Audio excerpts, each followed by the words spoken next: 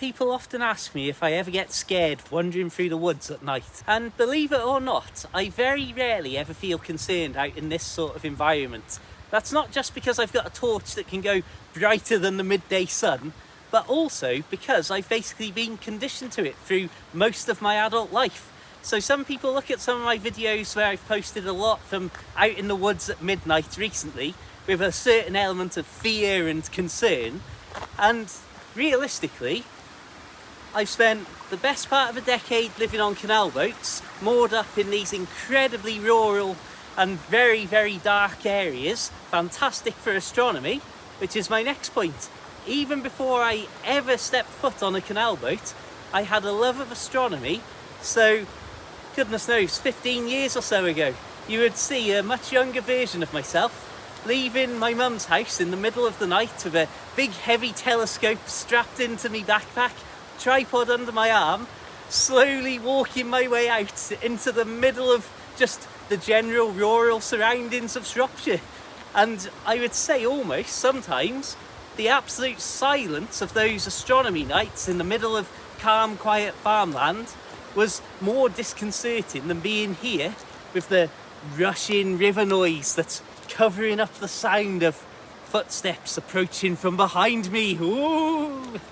But I hope you can see what I mean when I say that in all seriousness, that sometimes the silence itself can be more off-putting because it, I suppose, gives your mind a chance to fill it with imagined sounds. Ooh. A couple of little side notes here. So it's a beautiful place in the daytime, and when I'm here at night you can see me crossing this bridge from the other side with the excessive illumination available to me. It's got its own sort of mystique and beauty about it, and that's the important thing. And similarly, having a torch like the MS-12 Mini can take a field under a standard torch beam that looks basically completely empty and dark, and we can remove that fear of the unknown in a split second. And we've got such a huge amount of light output across such an area that the concept of the unknown is completely removed. And also, I'm not saying I would ever shine this at an assailant, goodness me no, but if I did come across some rum characters with mischief in their mind, they're likely to have a torch that's about this sort of brightness, their eyes completely adjusted to the pitch darkness.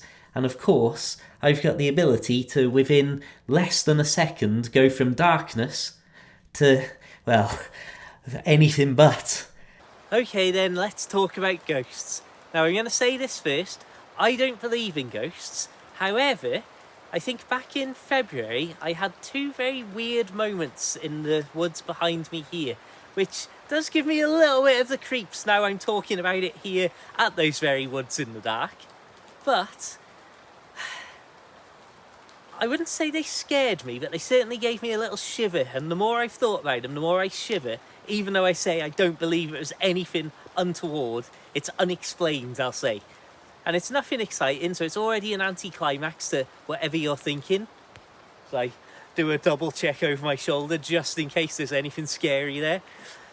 So I was out filming and messing around with the new torch and all the usual stuff I like to do, and putting the few miles of exercise in for the day. Of course, in February you've got a lot more dark hours to be out doing those things earlier on in the evenings. And twice, separate nights, I saw what I thought was somebody lit up, like looking at their phone, and the light from the phone screen lighting up their upper body. So basically a very, very dim version of this, as if somebody was huddled over looking at a dimly lit phone screen that was lighting up their chest and face. And so I shined my torch on the ground just so that first of all they knew I was there, and hopefully knew that I'd seen them, so that I wasn't going to suddenly dazzle them with shining my torch in their face or anything if we were walking or going to pass each other.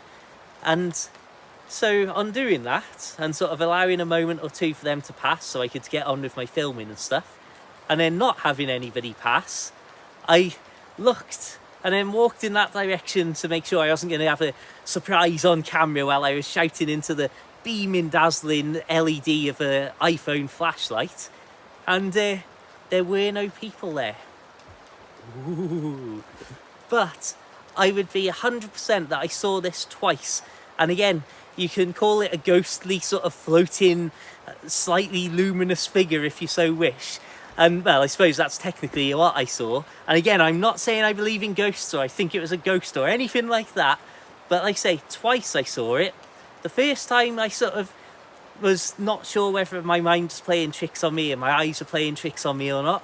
And then the second time it happened, and the second time I was convinced I'd seen a lit up figure and waited for them to pass, and then there was nobody there, and I'd be fairly certain they wouldn't have been able to run away, etc. And certainly not get out of the bright torches beams that I've got when I've been out and about doing all this filming.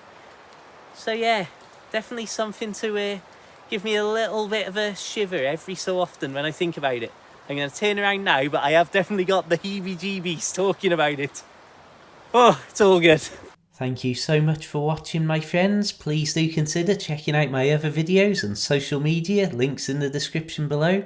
And if you really want to help out, take a look at my Patreon, YouTube channel memberships, boat life books, and goodness knows what else. Loads of links down below.